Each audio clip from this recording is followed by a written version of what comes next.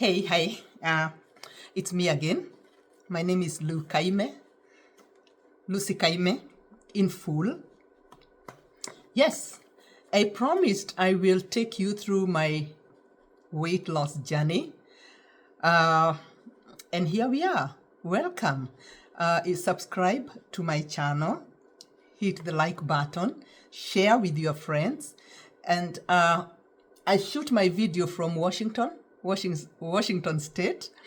In the US, I won green card, and those who have been working with me before I came here, after I won green card, we've been doing a beautiful journey, and I always share my life experiences. I don't do any research. I don't care about any research. I just tell you how I mess up my life, how I mend my life, how I make it happen. I always share my highs and my lows. And the reason I do that, and I especially like sharing my lows and my worst, is so that you don't feel like you are the worst. We all have messed up lives, and that is life. And we survive through it, and we grow, and we continue with life. Who said life must be so good? Now, before I even start my weight loss journey, I thought of sharing with you what triggered my weight gain. Because weight gain is triggered by many different aspects. It is triggered by abnormal reactions, abnormal feelings, abnormal emotions. It could be excitement. It could be a sadness, a sense of sorrow. It could be an accomplishment, that peace that you feel. But mine was triggered by excitement. Yeah, when I left a marriage, an example of a marriage that was hilarious, total madness. Oh God, I think I wasn't thinking. And when I left that relationship, that marriage, and I walked out with 3 children, I was super excited. My God, the peace, the liberation, the feeling of safety for me and my children. I did not even have a job, and I did not even care. All I wanted was to enjoy the moment. There won't be any violence. There won't be any intimidation. There won't be any threats. You know how our men sometimes can be back in Africa? If a man tries to do that here, he will face the law. But anyway, that was then, and this is now. And so when I left, now I know it wasn't a marriage. Before, when you ask me to fill in a form and you want me to write if I'm married, separated, divorced, I didn't know where I stood. Until I was told, Lucy, that was not a marriage by all standards. Traditionally, faith-wise, church-wise, legally, it was a come we stay. Where you overstayed, you are welcome. So, here I am. When I left, I was super excited. I started enjoying my meals. I started dating. I started doing life. I started going out. I started eating and enjoying the meals. And you know what? My calves, they started filling up and filling up and filling up. And before I knew it, I had grown bigger and bigger and bigger. My knees started hurting. My breathing got too strenuous. And worst of all, walking and pulling the weight forward was not so funny. It wasn't funny at all. I started panting, something I had never done. And why I am so excited is because losing weight is one of those things that I'm doing for me. I'm not doing it for my children. I'm not doing it for the society. I'm not doing it for friends or family or tradition. I'm doing it for me. I'm doing it for Lucy. When I started cutting weight and I was really big and I was dating someone that time back in Kenya, and the dude was telling me, please don't cut weight. And I was like, I'm not doing this for anyone. I'm doing it for me. It is me who is pulling the pounds. It is me who can't walk. It is me who can't breathe. I'm doing this for me. It's not about how anyone wants me to look. I did it for me, and you can also do it for yourself. The toughest part of losing weight is not exercising, because you can choose exercises that you love. Personally, I love swimming. Oh my God, I swim. I even dive. I love running, and I love yoga. And basically, gym is fun. So the toughest part of losing weight is really not in exercising. It is actually in observing what you eat and avoiding emotional eating. Because however much you exercise only contributes 20% of the weight loss. Actually, 80% is how you eat, what you eat, how much you eat, and that discipline. It's all about eating. So don't tell me that being big is in your it's genetic or genetic. It's in your family. No, people are as big as they eat. And that is why I'm actually still observing my journey. I haven't gotten there yet. I'm still on the journey. I'm trying to make it a lifestyle, and the transition cannot happen just at once. It's gradual. You keep adjusting and adjusting and adjusting. So today I tried to write some script. Other times I don't do script, but today I tried to do some script because I was advised to be doing some script, and I'm an obedient girl. All right. So changing how you eat can be tormenting because it is fighting the urge to eat, creating discipline, and enduring to keep that discipline. But the worst part is enduring the hunger, because you will starve. Changing how you eat means you start training your body to endure hunger. But then, even when I started dieting, I had a choice. I had to choose between how do I feel when I have overfed? How do I feel when I have really eaten to be full? When I go to town and I eat the French fries, that's what we call them here. But back in Nairobi, they are called chips. You know, the deep fried potatoes and a chicken, that roast chicken. When I pass through that display window and I see that chicken, and I make an order and I eat my potatoes in tomato sauce and chili sauce, and I start feeling heavy, druggish, drowsy, slow. I had to choose that. I really called myself to a meeting to decide which feeling do I want to endure, because even the feeling of being full actually made me feel foolish after that. So which one do I need to endure? The feeling of feeling full or feeling empty and a little hungry and enduring, but then a little lighter and like I'm a smart person? And which one has good results? So I had to choose. And of course, I chose to be lighter. And so I dived into the diet. Now, how did I do the diet? My diet was very gradual. I started training my body. I didn't want to take advices from anybody, not even from dietitians. I didn't want, because the things they ask me to do are things that are a punishment to my body system. Like when you ask me to fast for, I think, 16 hours, and I eat for 8 hours, one, my working schedule can't afford that unless I'll be waking up in the night for 6 hours to enjoy the eating break. And I endure being hungry the whole day. My working schedule, one, can't work with that. My body system can't work with that. I can't go for 16 hours without taking a bite and then eating for 6 hours.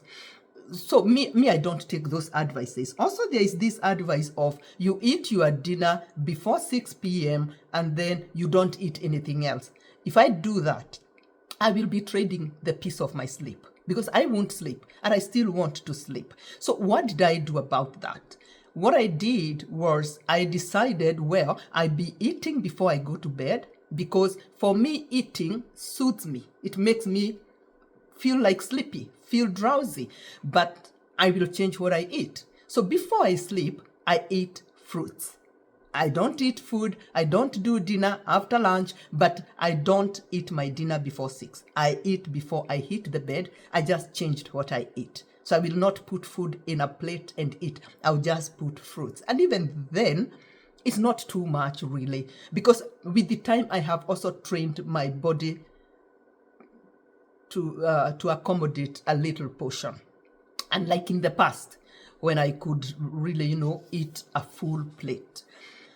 So I haven't been following that. I have been doing what my body system accommodates, and it has been working for me. And I have been reducing eating gradually. Then I work well with breakfast. If you don't give me breakfast, I'll still flow. It will be okay. And so I took advantage of that. I stopped taking breakfast.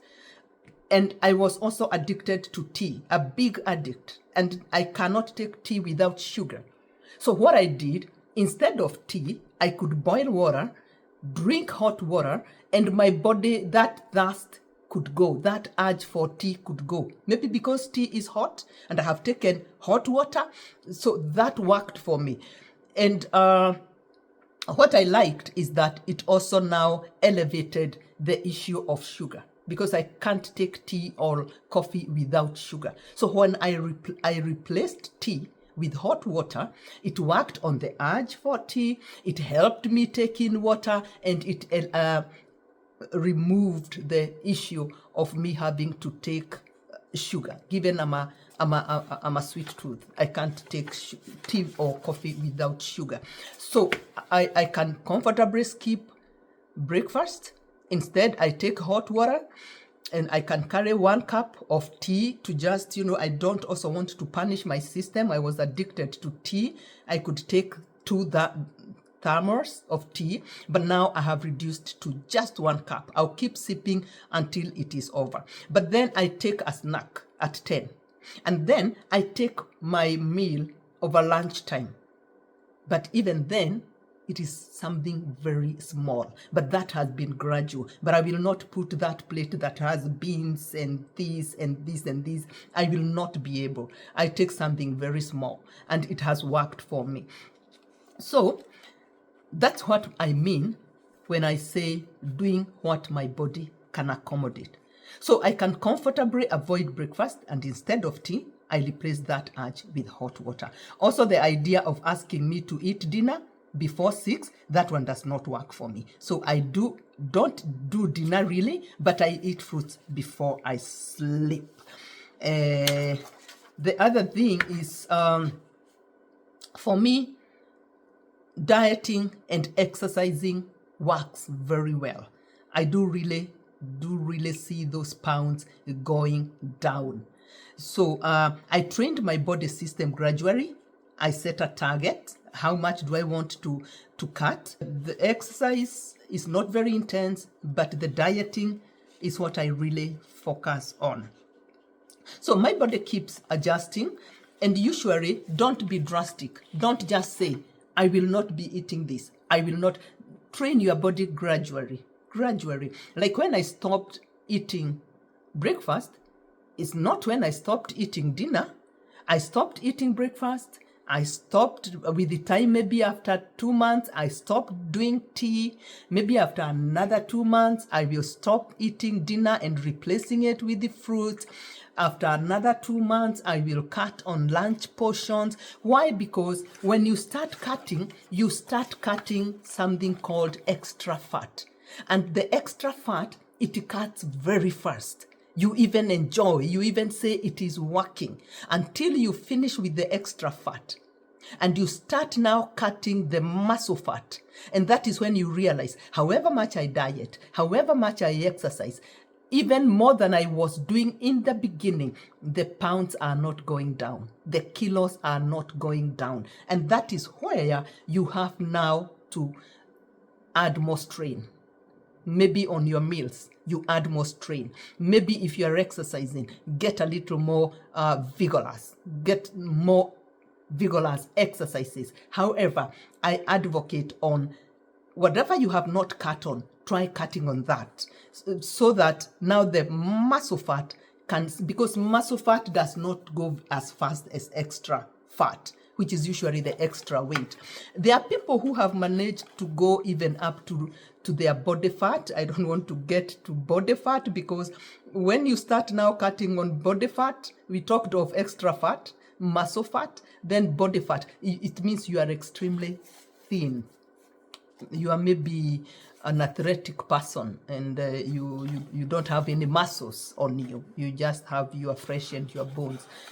So you once you get to muscle fat, you have to really add on the intensity of your meals, so that now you get to the pounds that you want. When you start cutting weight, you will be the first person to notice. And the first thing you, even before anybody tells you that you are cutting weight, it will be in your clothes. The clothes will start sagging and being baggy. And you will need to now take them to the tailor to get them reduced, even before people can realize that you are cutting weight. You will also feel it. Like now, me, I'm very light. I run, I go to the gym and I run, I swim, I dive, I do yoga, I can carve myself. So that flexibility, which is also why we exercise. We don't exercise to just cut weight. Exercise comes with a lot of benefits. It's the flexibility, it's the blood circulation, you know, it is the feeling of being lighter, it's the heartbeat, it is the BP, it is the obesity, you know, it is all of that. So exercising comes in handy in so many other ways. But dieting, changing what you eat, how you eat, when you eat, that will really help you when it comes to cutting weight. But you don't exercise and you don't watch your diet, you will not cut weight. Cutting weight is purely about your diet and how you change it. So you will have to keep adjusting and stretching yourself. Your body metabolism will also react. Your body system will realize that there's a change. There's something you are doing that you haven't been doing. And this is the thing I told you I will share with you. It could be right, it could be wrong. I don't know. I don't seek advice. I just do what works for me. But when you change your diet, you reduce on what you are eating, your BM will be affected. Your bowel movement, you are going for to the toilet, your use of the toilet, the body retains everything you eat. The body does not want to release. Maybe the body gets a shock and the body realizes, hey, we don't know when next we shall be fed, and we need the energy, we need the proteins, we need the carbohydrates, we need the minerals, we need the fuel that runs our body. And so the body clings to what you have eaten, and you find you no longer your bowel movement is no longer active. So me, because I was determined, and even my metabolism and body system was not going to come between me and my cutting weight, I decided once in a week I could take laxatives. Laxatives are those supplements, or you can just go to any pharmacy and say you are suffering from bloating, and they will give you something to take in terms of a tablet or powder or liquid to take, so that you are able to digest, instead of the body holding on to everything you eat for a week, for 2 weeks. You are not using the toilet. You can use, and that was the secret I told you I will share with you, but that is doing me, and it worked for me. So what if I realize my body is holding everything, and I really want to release everything so that I can cut weight, because when it holds, it also delays your weight loss. Then you just go and buy the laxatives, or you can just go to a pharmacy and say you are suffering from bloating, because that is what it gets into. You bloat, then you feel heavy and all of that. Then they'll give you a tablet or something, or a dose, and that is what I have been using to make sure that my body is not holding on everything I eat, interfering with my goal of cutting weight. So after that, after I have cut weight, I've cut a lot of weight, by the way, a lot of weight, and I'm still pressing on until I get to where I want. But after you cut weight, what happens? You feel extremely lighter. You know, the way the tractor pulls, the truck pulls the container, you stop feeling like that when you're pulling your own weight. You actually start walking like a butterfly. You are lighter, you can learn, you can dance, you can move, and you realize actually weight has nothing to do with age. Actually, I always tell people, you are as old as you are unhealthy. Weight has got nothing to do with age. Weight has got everything to do with unhealthy habits. So if you love yourself, you will start cutting that weight. Weight is not funny. So I feel light. I can run. I can swim. I told you I can even dive. I usually use YouTube to learn how to perfect my swimming. And yeah, you feel lighter. And I can't wait to come to Kenya so that I do zip lining. When I was in Kenya, I couldn't do zip lining because I thought that rope, it might just, cut off and I go down there. But they had also indicated the kilograms, because in Kenya we work with kilograms for the limit. And I was past the limit. Now that I'm within the limit, when I come to Kenya in December, I will have to go and do some zip lining. So that is it for today. If your body holds in, you can take some laxative. They're there in the chemist, so that you also release the bowel, so that it does not really hold the weight. This is the very thing I'm doing for myself. I've always been doing things for my children. Hey, my children, let me tell you, it is time you start doing you, because mom is busy doing her life.